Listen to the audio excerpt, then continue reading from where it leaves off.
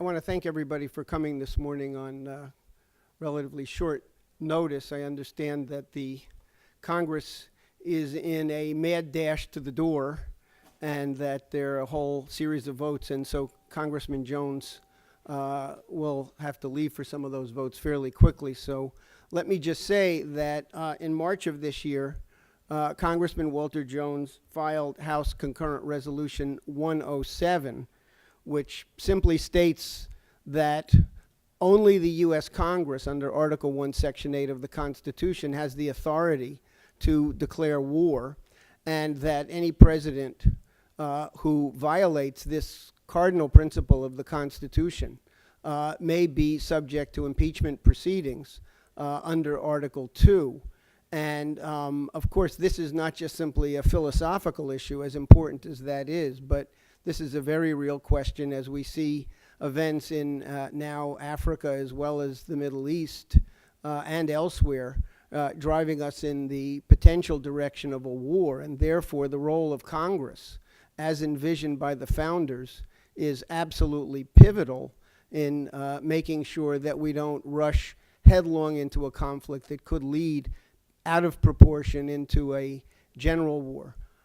There is an extraordinary group of people who've come together here today who have all been extremely outspoken in their concerns. And so what I'd like to do is just turn the floor over to Congressman Jones, who will speak briefly, and then followed by Colonel Wilkerson, Bruce Fine, and Colonel Schaffer. And I may say a few remarks at the end, and there will be time for some questions. So thank you all. Jeff, thank you very much, and I will be brief because we do have votes in about 10 minutes, but my concern has always been, since we were misled with the intelligence to go into Iraq and all the number of young men and women who have been killed and lost limbs, that Congress needs to come back to what the Constitution says, and that is, if you're going to commit our young men and women to fight and die, you must declare war. Now, there are exceptions. Let's be fair about that. The exceptions being like 9/11, the president must have the authority to make immediate decisions. Hopefully he would consult, or she would consult with Congress at that point. I was one of 20 back in 1999 that went to the federal courts with Tom Campbell when President Clinton bypassed Congress and went in and bombed Kosovo. We went to the federal courts. The federal courts kicked it back out, saying, well, you in Congress have the authority to cut the budget, so therefore you have authority to stop war. Well, then again, and when President Obama decided to go in and bomb Libya, that again brought it to my mind, well, here we go again. Here's an administration that has bypassed Congress, meaning bypassed the Constitution, which is more important than Congress, really. But the Constitution says that you will consult with Congress, you will ask for a declaration of war. And to my knowledge, if he consulted with anyone at the time, it was just 1, 2, or 3 people, maybe in the leadership of the Republican and Democratic Party. So working with Bruce Fine, we put in HCON Resolution 107 that Jeff just mentioned, and it says a president. It does not say the president. It says a president. I wanted that to become a vehicle for debate on war powers. Sadly, as much as we pushed and pushed, we did not get a hearing in this Congress on the role of Congress as it relates to the Constitution and the issue of war. So therefore, today I am delighted to be a small part of this. We continue to hear war drums beating in the Middle East and also in other parts of the world. And all I think should happen is that Congress should follow the Constitution, and there are exceptions, which I've already mentioned. So here today, as Jeff introduced, Colonel Wilkerson and I became friends after I knew I'd made a mistake on the Iraq War. I consulted with Larry Wilkerson, also other people. He helped me understand that too many times there are backroom decisions made by administrations that bypass Congress and the American people and commit this country to war. Bruce Fine is a very dear friend of mine. Again, he's helped me with many of the constitutional issues. I'm not an attorney. I think I understand the Constitution, but I'm not an expert. He is expert. And Colonel Tony Schaefer is the kind of person that he believes integrity and intelligence. He believes that the truth has to guide the policy.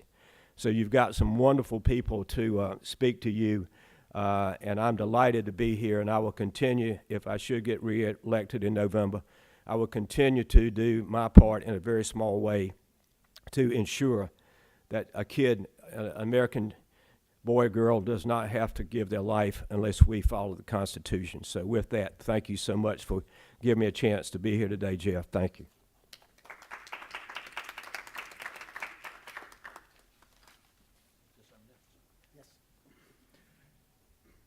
Thanks for being here. I think this, even though it's not massively attended, like many events in our past that were very important, is an important event.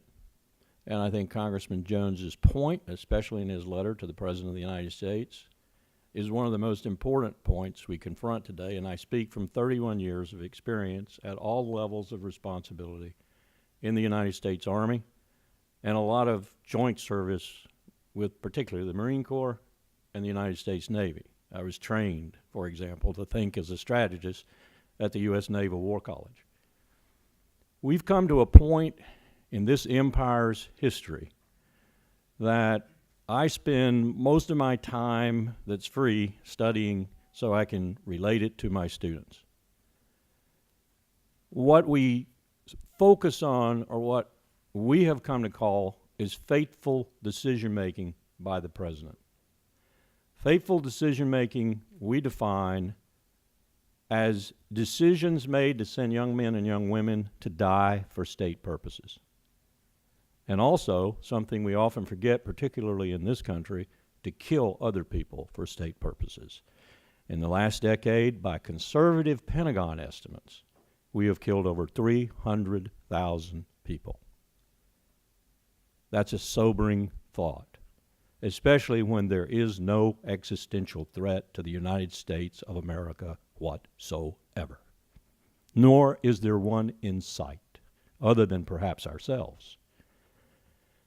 Bruce Fine can speak to this a lot better than I, but James Madison, often thought of as the father of our Constitution, often said that to turn the war power over to the executive was tantamount to tyranny.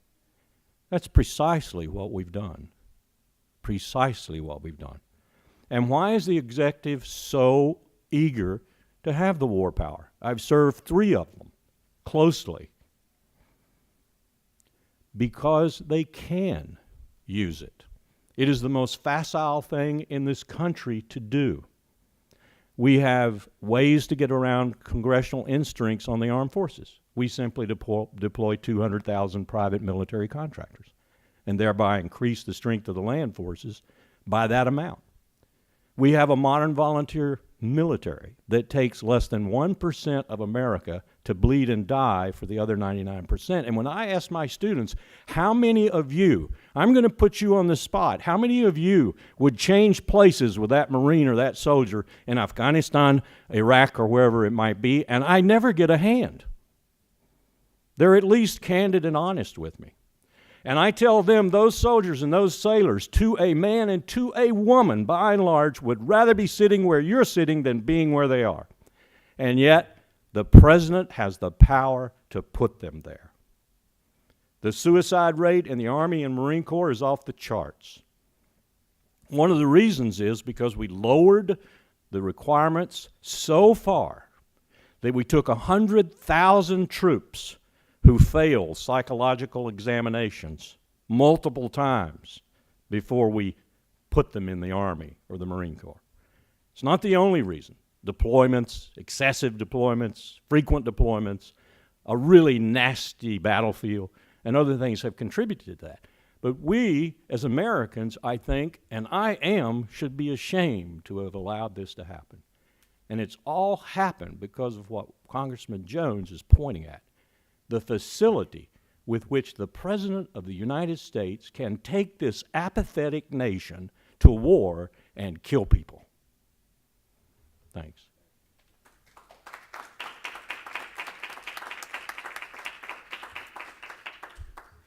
Thank you. I want to also pay homage to Congressman Walter Jones. He reminds me of an observation then President Andrew Jackson made when he was asked, what is a majority? He said, one man with courage.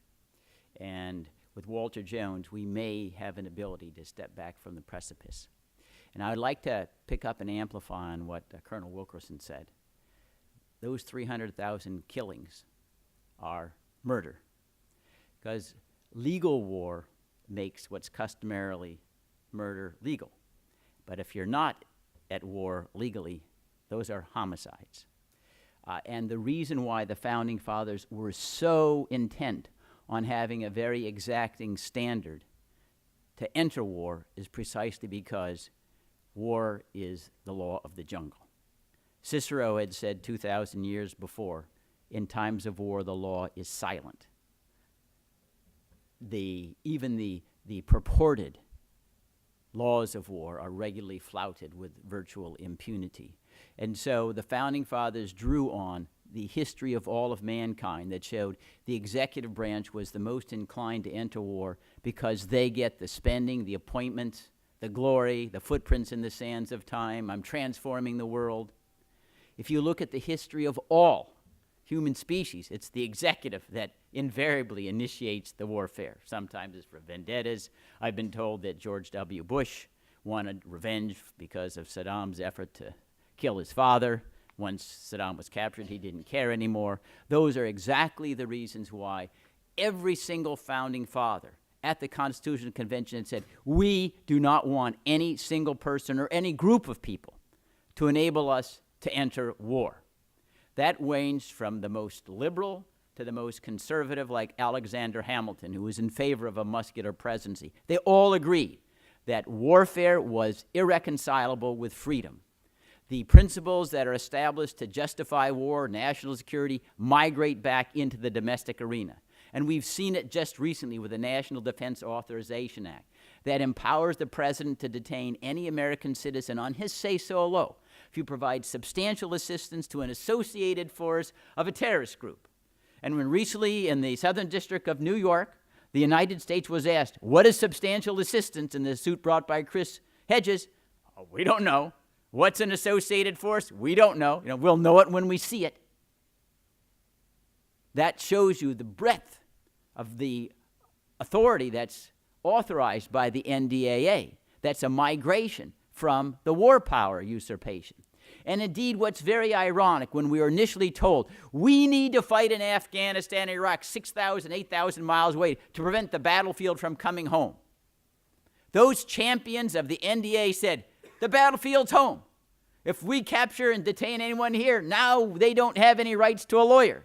They have no rights to due process. We're telling them that the battlefield here is in the United States. This was the Lindsey Grahams, the Mr. Liebermans, John McCain. Well, we were fighting 6,000, 8,000 miles away to prevent that. Now you've taken the battlefield here.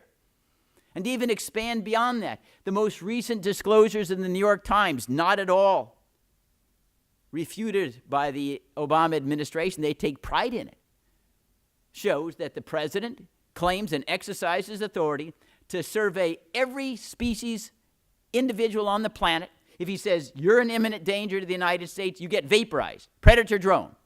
Any judicial review? No. Any congressional review? No. Any disclosure of the profile of the intelligence that justifies the finding you're one of the terrorists we're going to vaporize? No. All secret. What we call a combination of legislative, executive, judicial power, plus being executioner, all in one man, which the Founding Fathers described in Federalist 47 as the very definition of tyranny. Now think of that. The whole reason we had the Declaration of Independence and fought the War of the American Revolution was what? To end the tyranny of King George III. And now we're practicing exactly what we revolted against some 225, 230 years ago. And where is the Congress? The invertebrate branch, other than Congressman Jones. And what's so stunning is that you don't need to do archaeological expeditions to find the evidence of the impeachable offense. It's in the front pages. It's openly confessed. Now, many suggest, impeachment sounds like a coup d'etat.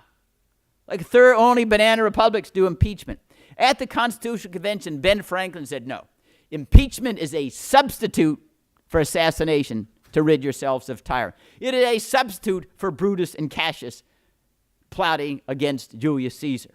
So it is the civilized way in which we don't impose criminal punishment. It's simply ouster of office. We cannot trust you with the reins of power anymore.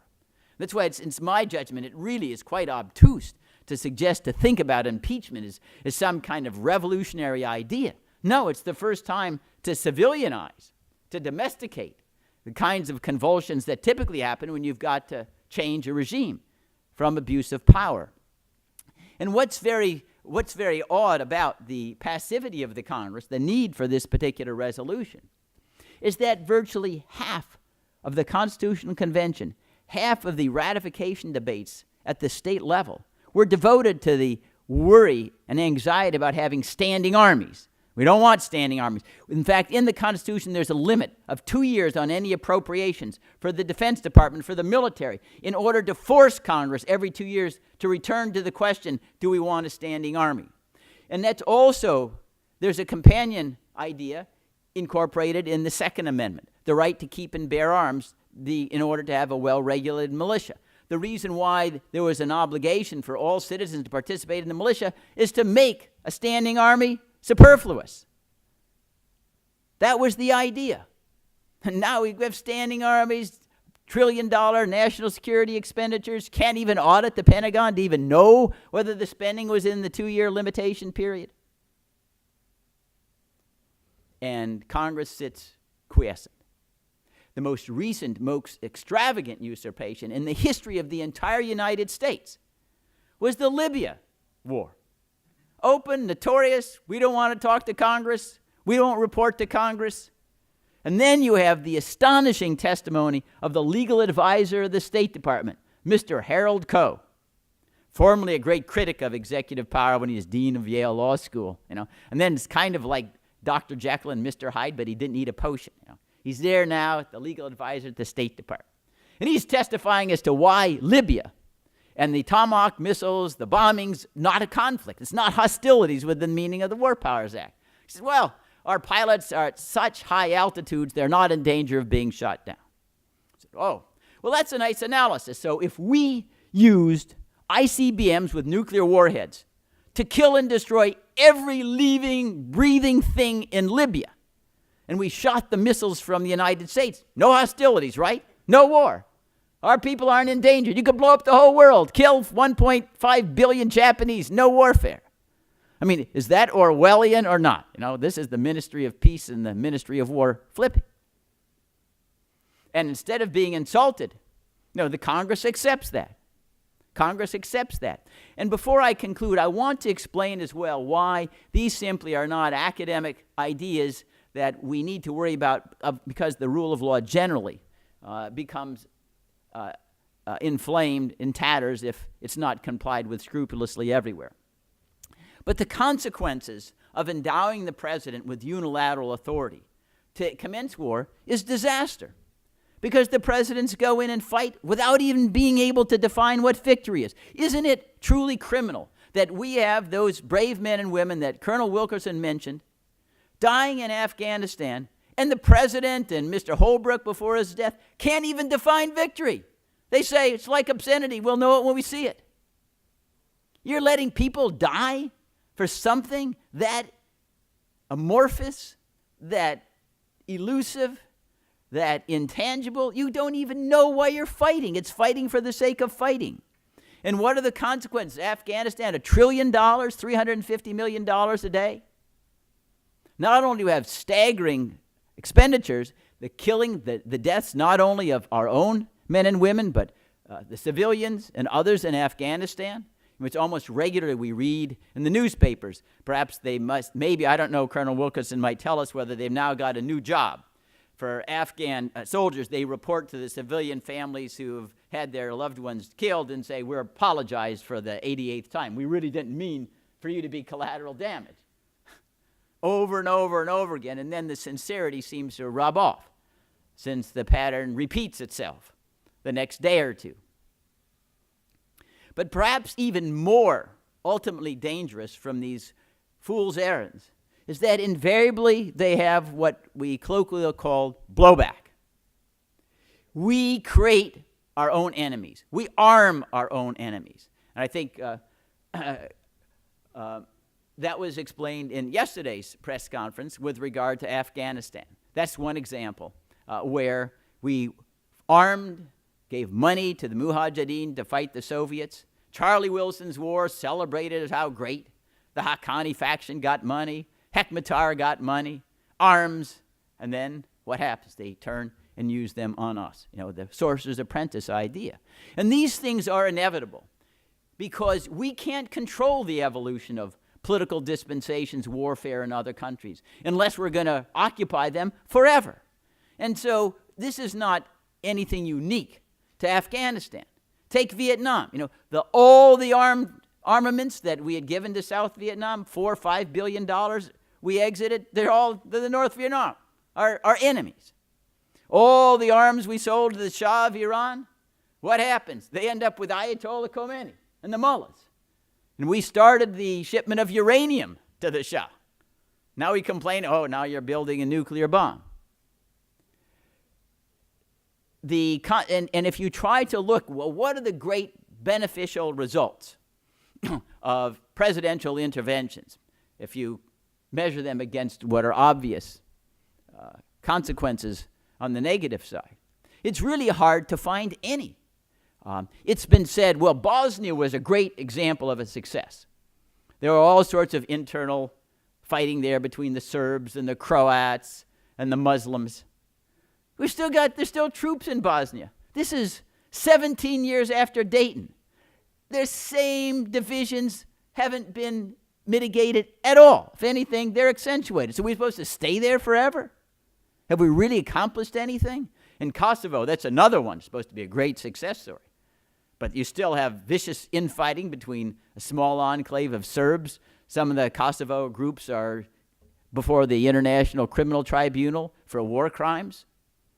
Have we really accomplished anything that certainly is relevant to the national security of the United States? And I want to close with the example of Libya. Now, all the headlines that we've read about the tragedy of our ambassador being killed in the last few days, and it's all suggested, well, al-Qaeda or somehow misguided forces have gone in and interrupted the perfect democratic evolution that we all were hoping would flower after Gaddafi was removed. But that's not true. I mean, the reason why I was killed precisely because of our intervention. We set the stage for a country that now is semi-anarchic, like Somalia. We destroyed the entire social, cultural infrastructure that at least had some solidity under Gaddafi, and we had no responsibility for it. We go in, destroy everything, and then we can't understand why by spontaneous combustion a new country didn't emerge that loves the United States, and you find George Washingtons and James Madisons everywhere. I mean, it's hallucinogenic is what it is. It's this naive belief that you can take cultures that are very, very primitive political cultures. They're tribal, ethnic cultures. We don't have to necessarily deride or degrade them, but they are outside our ability to turn into democracy, even if that was our role in the world, was to make everyone a carbon copy, a clone of the United States, which it isn't. And the result, what we see, is come back and harms the United States. And again, what is so amazing is we don't have any congressional hearings saying, well, let's make an assessment of what the intervention was about. How come 17 years after the Dayton Accords, there are no congressional hearings saying, was this really worth it? What have we accomplished? Where are we in Kosovo? Nothing. I mean, even now is the time for John Kerry to hold some hearings, again, on Vietnam. Why are we pledging to defend Vietnam against China in the South China Sea? You know, we fought, we have a Vietnam War memorial. This was our enemy, the dominoes. Does that suggest there was some errant thinking and maybe we need to be more suspicious of what the executive tells us is the national security imperative? And finally, to me, it almost is an obscenity that we have presidents suggesting that they can go to war without consulting Congress, getting authorization, if they talk to the UN Security Council, the Arab League, Mr. Netanyahu, AIPAC, all these institutions have no accountability to the American people, and that's who he consults? That's who he consults?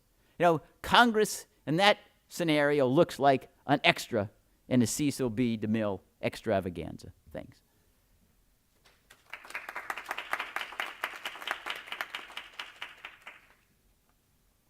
Morning. I'd like to also add my,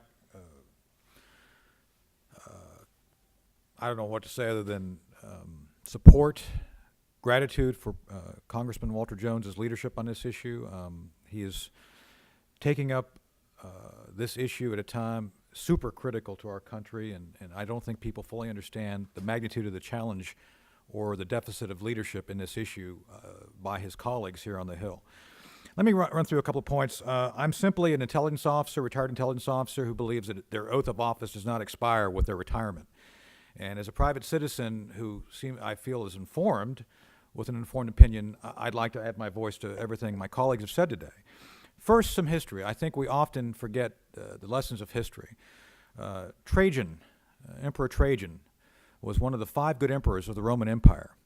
And I believe he was a great guy. He did a lot of great things for the Roman Empire, to include, as a good emperor, extending the boundaries of the empire to its greatest extent ever.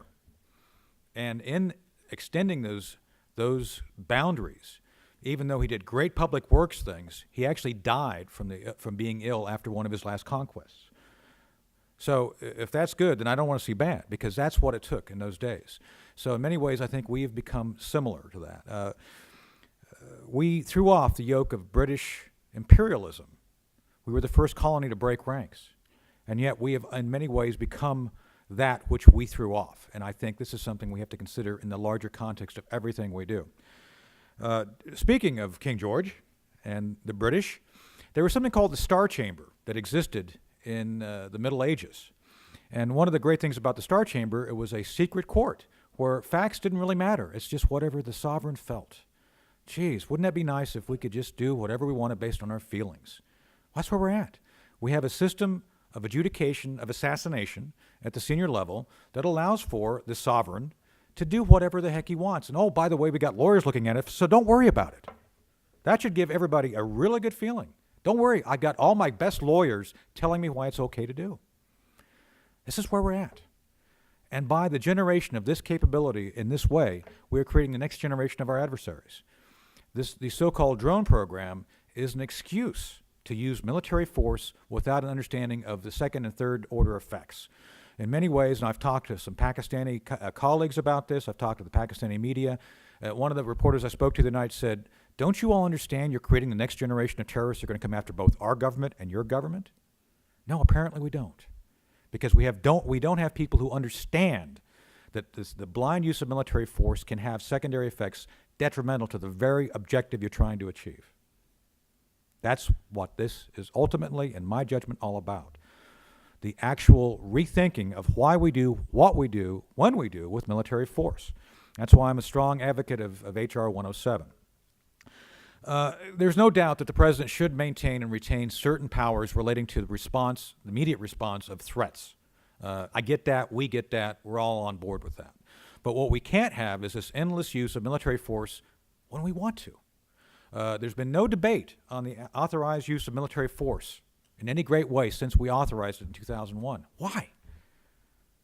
I think al-Qaeda is pretty much diminished from when it was then, our big adversary. Has it gone away? No, not at all.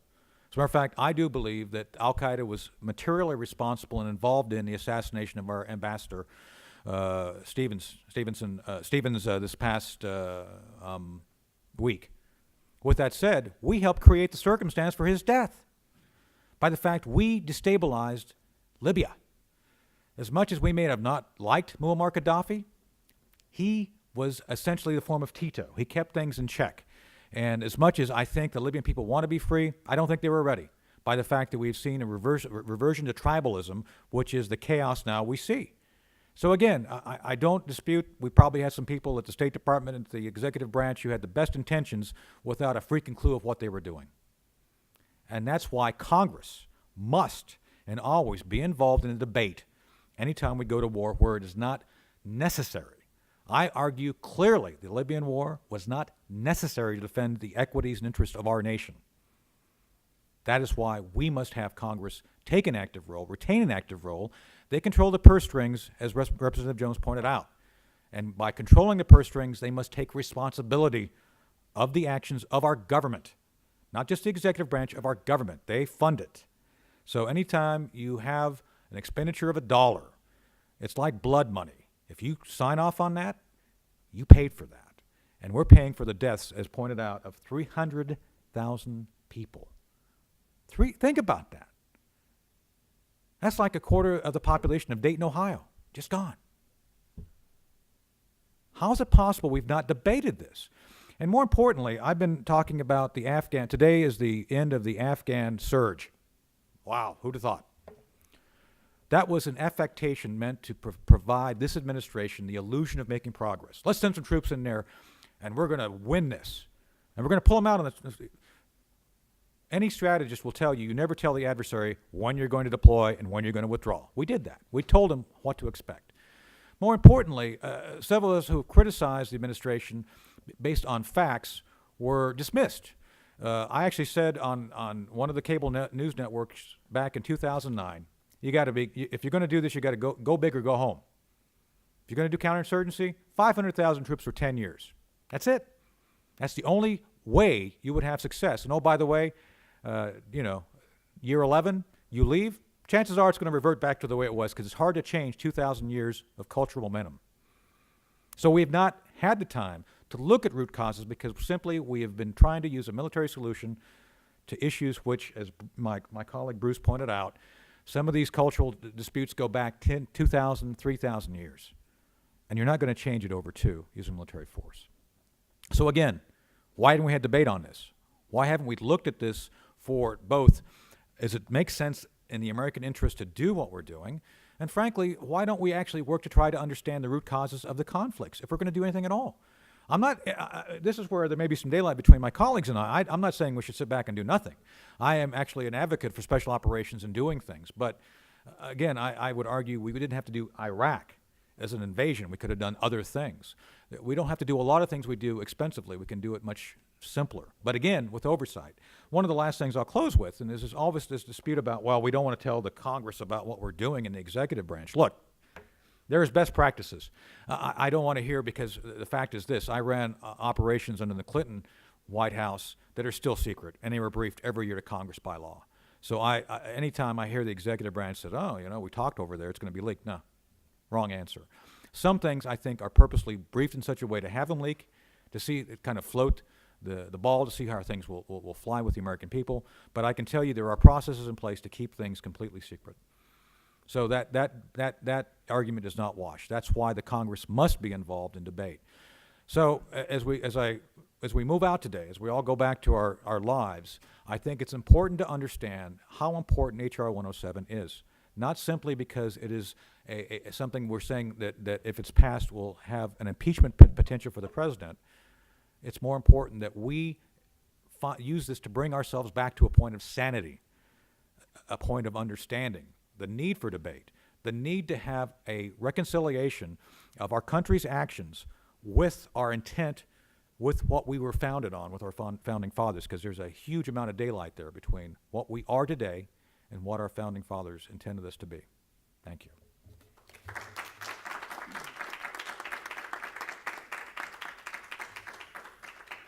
I'd just like to make two additional points before we open the floor for questions and discussion. First of all, there was to be another speaker here this morning, but he unfortunately had to be back out on the West Coast for urgent business and asked me instead to read a brief statement. This is General Joseph P. Hoare, retired Marine four-star general who was both Chief of Staff and then was Chief of Staff and later Commander-in-Chief of the U.S. Central Command. What he said briefly is, in their great wisdom, our founding fathers gathered in Philadelphia to draft a new U.S. Constitution, gave the sole authority to declare war to the U.S. Congress.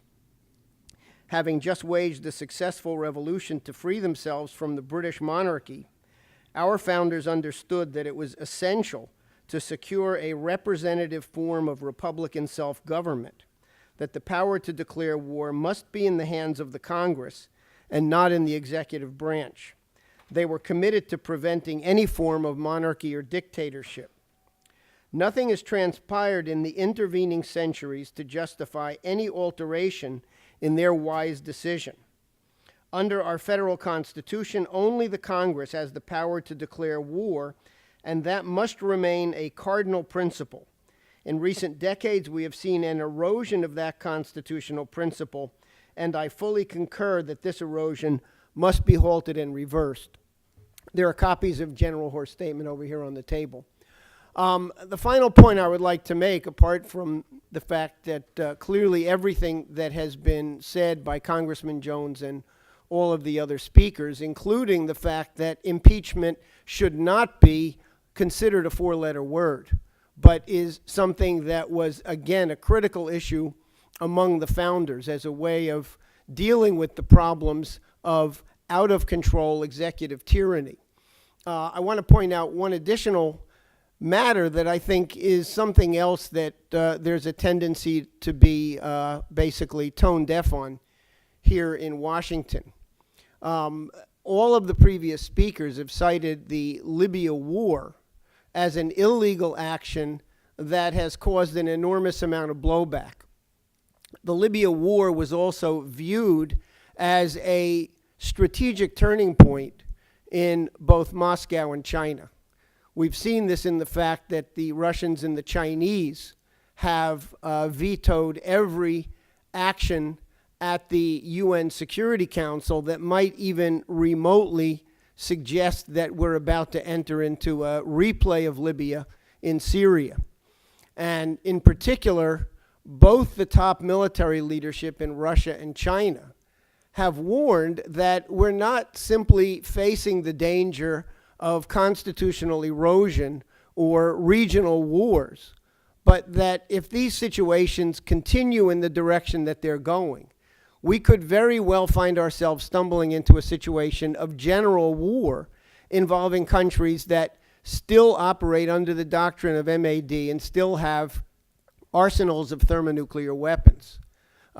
In fact, in February of this year, the then president of Russia, about to be replaced, Mr. Medvedev, was speaking at a conference in St. Petersburg with Attorney General Holder seated on the dais right behind him, and explicitly warned that any attempts to carry out further regime change outside the framework of the UN Security Council would be seen as an attempt to fundamentally overhaul and overturn the entire system under which the world has avoided general war since the end of World War II. And he said, God forbid we could find ourselves facing thermonuclear war and thermonuclear extinction. So we're on the very precipice of a danger of wars breaking out in the Middle East, where there are potentialities for this to go much further than anybody particularly desires, and we could find ourselves facing a prospect of general war.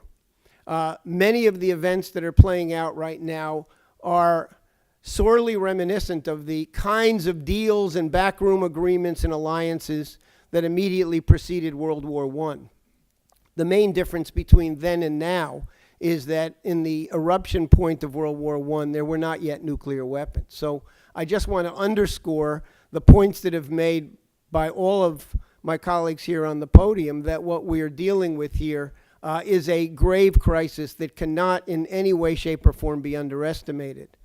And again, I think it's appropriate to thank Congressman Jones for taking the stand that he's taken and putting the war danger and the issue of impeachment on the table so that this is once again seen as a universal principle for restoring our Constitution and hopefully avoiding a general war that could get completely out of control.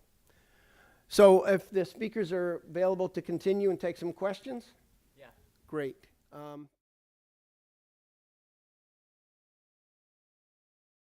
We'll ask for a declaration of war. And to my knowledge, if he consulted with anyone at the time, it was just 1, 2, or 3 people, maybe leadership of the Republican and Democratic Party. So working with Bruce Fine, we put in HCON Resolution 107 that Jeff just mentioned, and it says a president. It does not say the president. It says a president. I wanted that to become a vehicle for debate on war powers. Sadly, as much as we pushed and pushed, we did not get a hearing in this Congress on the role of Congress as it relates to the Constitution and the issue of war. So therefore, today I am delighted to be a small part of this.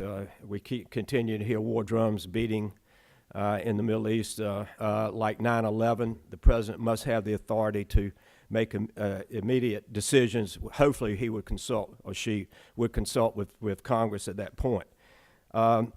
I was one of 20 back in 1999 that went to the federal courts with Tom Campbell when President Clinton bypassed Congress and went in and bombed Kosovo. We went to the federal courts. The federal courts kicked it back out, saying, well, you in Congress have the authority to cut the budget, so therefore you have authority to stop war. Well, then again, and when President Obama decided to go in and bomb Libya, that again brought it to my mind, well, here we go again. Here's an administration that has bypassed Congress, meaning bypassed the Constitution, which is more important than Congress, really. But the Constitution says that you will consult with Congress. Spoken in their concerns. And so what I'd like to do is just turn the floor over to Congressman Jones, who will speak briefly, and then followed by Colonel Wilkerson, Bruce Fine, and Colonel Schaffer. And I may say a few remarks at the end, and there will be time for some questions. So thank you all. Jeff, thank you very much, and I will be brief because we do have votes in about 10 minutes, but my concern has always been, since we were misled with the intelligence to go into Iraq and all the number of young men and women who have been killed and lost limbs, that Congress needs to come back to what the Constitution says, and that is, if you're going to commit our young men and women to fight and die, you must declare war. Now, there are exceptions. Let's be fair about that. The exceptions being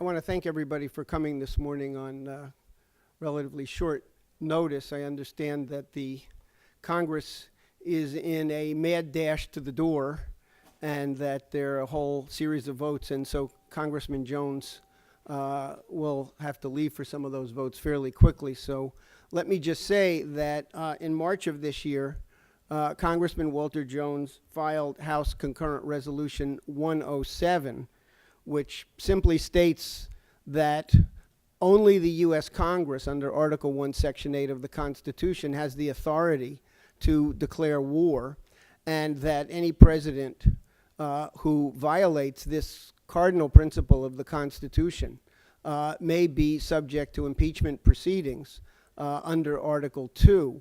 And of course, this is not just simply a philosophical issue, as important as that is, but this is a very real question as we see events in now Africa as well as the Middle East and elsewhere driving us in the potential direction of a war. And therefore, the role of Congress, as envisioned by the founders, is absolutely pivotal in making sure that we don't rush headlong into a conflict that could lead out of proportion into a general war.